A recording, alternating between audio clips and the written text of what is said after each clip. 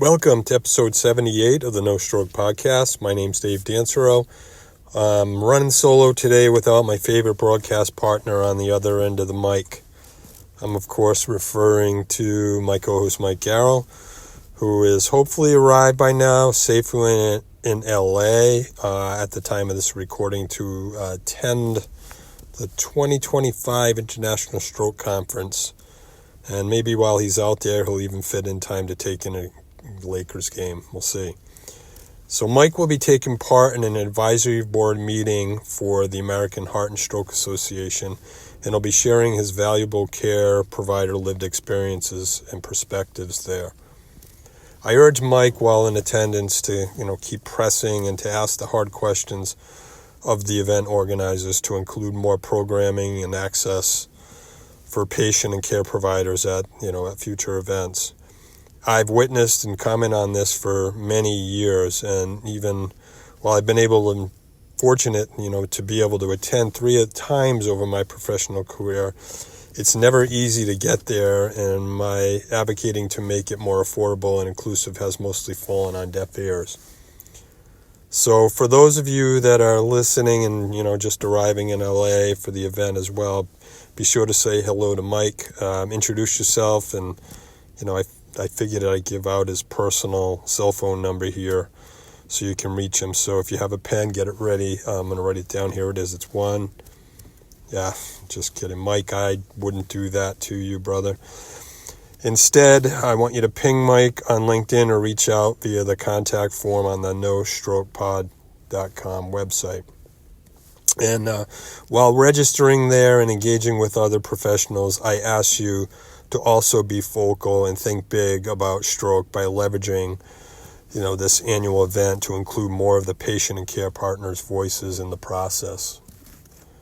So in this episode, the first of 2025, I wanted to jump in, give a quick update on why I haven't been behind the mic for a bit on the show, and cover my own magic wand answer to our somewhat famous question we've asked every guest to date. So stay tuned, and I'll share where that question actually came from, how it's linked to the International Stroke Conference, as well as my promised magic wand answer, all in this episode. So before we cue the music for the show intro, I also wanted to thank one of our show supporters who reached out to me last week politely inquiring, are we still doing the show? So hopefully this episode answers that question too, and with it ensures your continued needed support. So more in a minute after our intro jingle. This is the No Stroke Podcast with your co-hosts David Dansereau and Michael Garrow, helping you to support and thrive in life after stroke. Their podcast is designed for educational and community support purposes only and should not replace medical treatment and guidance of your own health professional team. While we do plan to get back in studio together in the weeks to follow for a stroke conference wrap-up episode where Mike can share his lessons learned at conference, I admit there's been a bit of a break between episodes. Working the show takes time, and securing the best guests and making time for coordinating recording times that suit all, and often we're working in multiple time zones in between Mike's and my own busy work schedule as well as that of our guests, so it is a tall task. And Mike's had to take the lead lately and do most of it, so I wanted to thank him here as well for keeping the show going. So, first, a truth. I haven't been participating in the show much lately. Life has hit my family with some personal health challenges, and with it, much less free time for anything else. I share this because these events have caused me to slow down and reflect on what is most important in life. As part of this challenge, I have taken on a supportive role as a care partner for most of this past year.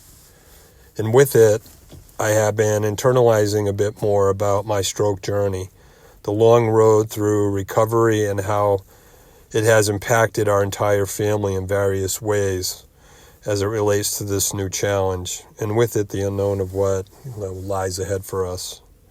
So with that shared, I wanted to offer some personal insights of what I've been reflecting on and lessons I've learned over the years, including the last time I was personally able to attend the International Stroke Conference back in 2020. So I hope to share my thoughts over the next several minutes that have shaped my magic wand answer. I figure it's a good time to do so, as I just finished writing this chapter in my new book.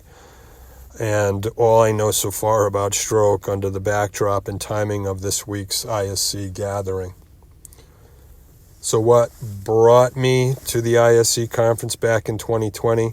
How is it related to our magic wand question? This is what I've been writing about lately and will share here. For those of you who have been with the show for a while, you know both of my co-host stories. And if you are just listening today for the first time, you can go back to the first episode where both Mike and I share our own why for advocating for better stroke care and working together to make change happen in redefining what's possible and improving the stroke care pathway. To this end, really, when we first put our brains together, we started with a hypothesis which, when we dove into the weeds of stroke care, helped build the foundation for solidifying my current personal magic wand answer, as well as where we stand now with our own advocacy efforts today. So briefly, this was our hypothesis. So we believe that stroke recovery and care coordination are currently fragmented and pathway improvements are really needed. We theorize with both our combined expertises in digital and clinical care and health, there was a better way to do this by leveraging digital technologies to prescribe, treat, and monitor long-term therapy and health outcomes. This was crafted again based on our own lived experiences and what others had shared with us in our independent advocacy efforts before we teamed up. So more on these details will be in my new book, but for the short version, here's what we had envisioned as a possible solution.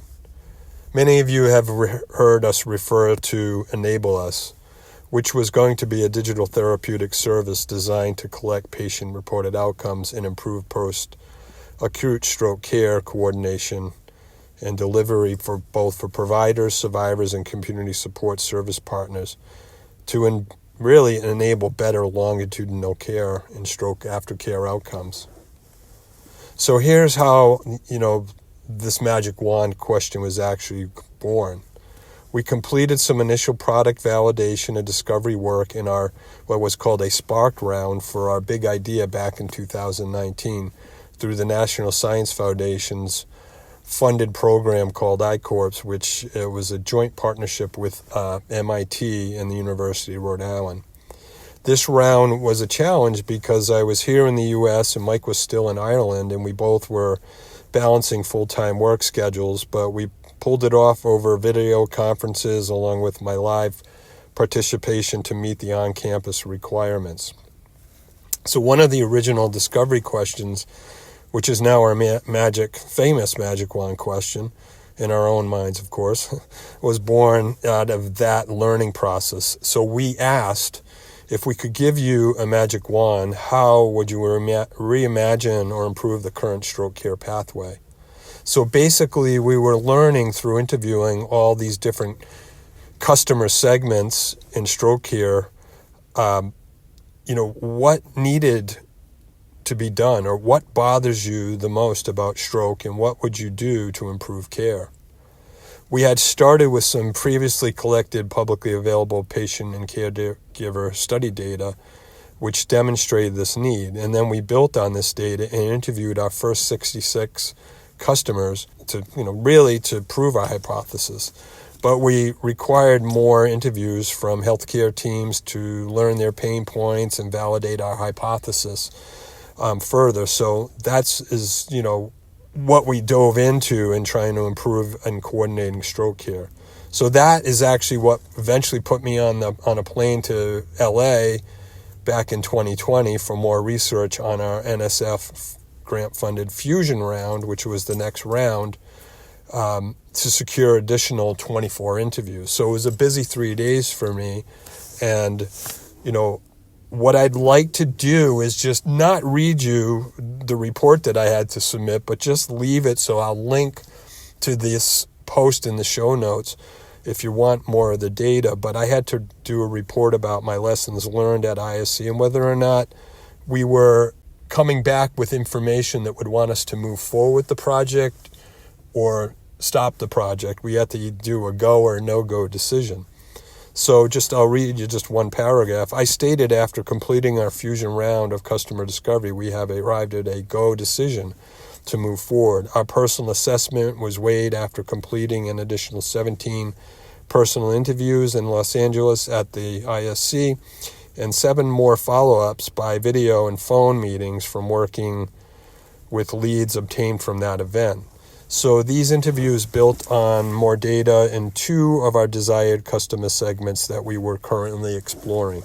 And those were in rehab tech and with stroke care teams. We had 13 and 11 in both those groups. So I share more interview insights and break down the pain points in my book too. But for this episode, I wanted to share, sort of the customer segments, just a few talking points. We really wanted to really get the lived experience of, the clinicians and the folks that were there at conference that were doing the best work, and when that we figured LA was the place to be. So just quick results of some of the lessons learned is what we learned from our interviews with stroke care team members. It really validated our hypothesis. The key takeaways that, are from stroke care coordinators, sometimes referred to as stroke care managers or navigators, that they would welcome digital technologies to assist with the complexity of the stroke aftercare. I go over some of the items cited in my book, and I'll put it on a post as well, and sort of an open source call to action for folks to kind of pick up the torch here. They talked about lowering readmission rates, reducing disability cost from the late effects of stroke, and maintaining mobility and independence. These were reported as key issues to help improve along the way, and the possibility to use digital tools to improve mental health and loneliness, isolation, they have reported after stroke. So, another really important lesson for me came after speaking with several neurologists that although they were supportive of using digital tools in care, they admitted that the time is simply so limited per patient visit that they really would not be realistically able to onboard patients and engage with the app. But they did see value in patients being able to generate their own data and share it with their care team coordinators. And, it would really mean the stroke navigators who would be able to best use this data and can help empower patients to improve their outcomes. They also indicated the community support and connection would really fill a big need and current void for patients and their care partners. They also believe that the possibility of enrolling young stroke survivors in remote clinical trials using the app or a platform like it could be helpful for monitoring currently untested long-term stroke survivorship and health and wellness status with respect to comparative effectiveness of medical management versus other choices, for example, device registries and outcome tracking for example, with PFO-related strokes, other rare clotting disorders, and monitoring other post-stroke outcome data important to patients, but difficult to otherwise track in current medical model. Especially those for diagnosed with cryptogenic stroke like myself that oftentimes leave with more questions than answers. So we also dove deep into the lessons learned on the rehabilitation side, and this is an area that's particularly of interest and focus with me. The trend that was brought up at conference that year also and resonated with many of the folks I interviewed was that there is really a home field advantage with using home stroke rehab technologies and to provide more avenues for recruitment in clinical trials, to expand access to care, and really to validate new gold standards in remote assessment and training. That's an area that's really of interest to me and I continue to pursue today. And, they believe that home telerehab can offer more volume without barriers and at lower cost, and even eliminate barriers to getting to a combination of the rehab, appointments that are required in PT, OT, and speech therapy. So I really go into deep dive into all that in my book. But really, what I really just wanted to, just end here with and then talk about how all this resonates with my own magic wand was that the one lesson that I really really lived there and took back with me and resonated personally was one of the main reasons and driving force behind the need to change things in stroke care came from a statement made by a stroke neurologist and medical director in a Boston teaching hospital. I asked him why there are fewer choices and money spent on stroke aftercare and survivorship when compared to other neurological disorders. And he mentioned there was an uneducated misconception that someone who has had a stroke has done it to themselves and it's their own fault, unquote. So there is less emphasis on treating it like disease, for example, like Parkinson's and MS, which often get more of the funding. So with this identity crisis and stigma around stroke comes less focus on money to research and find a cure or better stroke outcomes. He also stated that the current misclassification of stroke in the ICD-10 terminology is impeding how stroke is graded for reimbursement. Currently considered circulatory disease versus a cerebrovascular disease to better reflect a disease that occurs in the brain like stroke. So as I quickly returned home, I was reflecting on all these lessons learned. And after a quick, fast 3-day turnaround, what happened was I got off the plane and we were planning for our next steps for our initiative when things were quickly put on hold. Basically, COVID hit full force and the pandemic struck. And by March 2020, I had closed my practice and moved all my patients to virtual care. Mike eventually had to leave Ireland as his basketball league closed and he'd return to the States for new work opportunities. The next NSF funding cohort, which would have moved us into more funding opportunities, was put on hold. We had to pivot and put our Enable Us project on the back burner when we could no longer find a path forward for further financing, research, or partnerships. So we instead built out an online program. Many of you were probably part of it, called The Next Step Forward. And we did this because we wanted to do something to help our growing stroke community cope with being shut out of rehab and isolated further while quarantining. Basically, we saw the world shut down because of fear of loss of health. The deficiencies in our stroke population's broken care pathways and the problems we were trying to solve were further put under the microscope. We continue today to highlight the need for better systems in stroke care, and by delivering that through our podcast and outreach to collaborate with other entities that support stroke organizations like us and also are doing good work and are sort of the unsung heroes out there.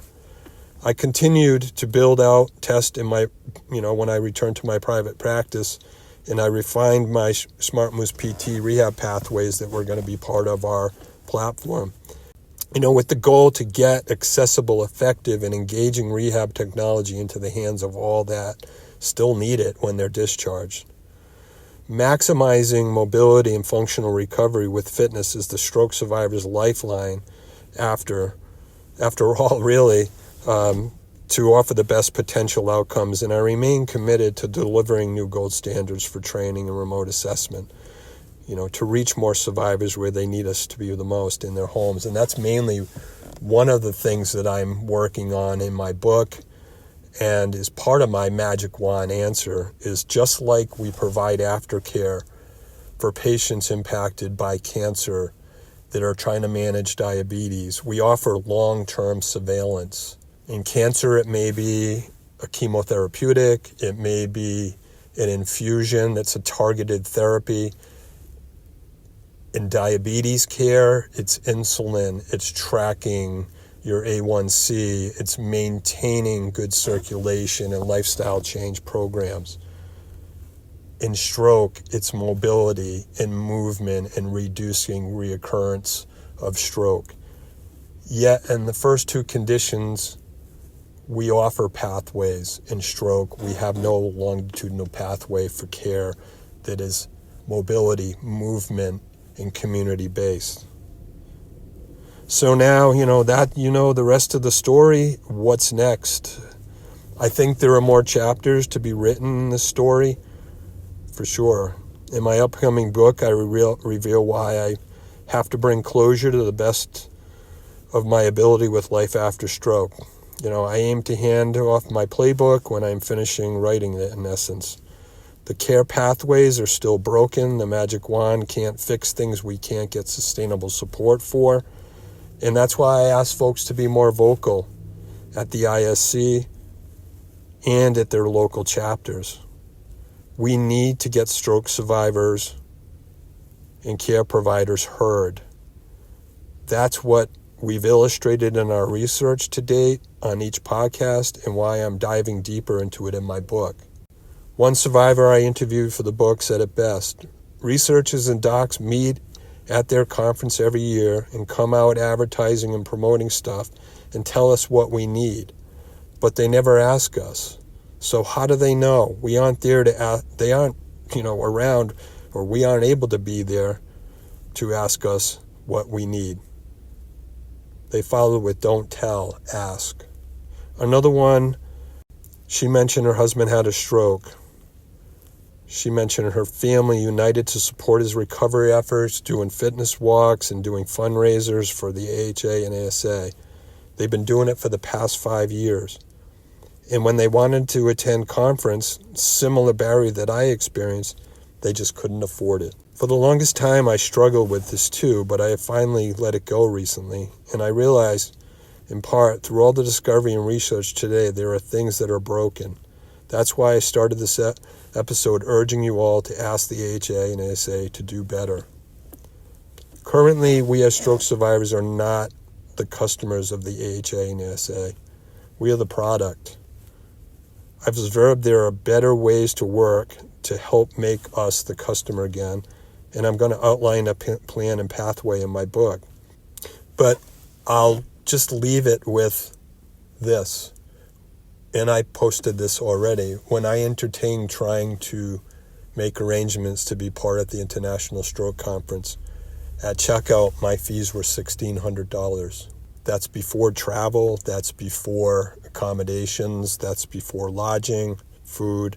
I can go to a similar conference in Europe, European Life After Stroke, and I can register for $50. I can travel to Prague, I think it is this year, for less than it would take me to get to conference in LA.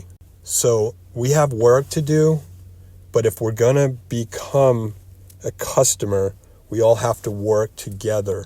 We have to break down barriers and bridges, and that starts with being able to be in attendance at these events, to hear our voices, and to support those great efforts that we've had many of them on our show over the years that are doing things in the community to try to carry that torch for a group that should be doing better and should be rewarding and including so that we can really solve this problem. I've been advocating for 17 years now, and I've been asking the same questions. I'm going to offer answers in my playbook, but I hope that we can all start this conversation, and like I started at the beginning, ask the difficult questions, demand more, and we can do better.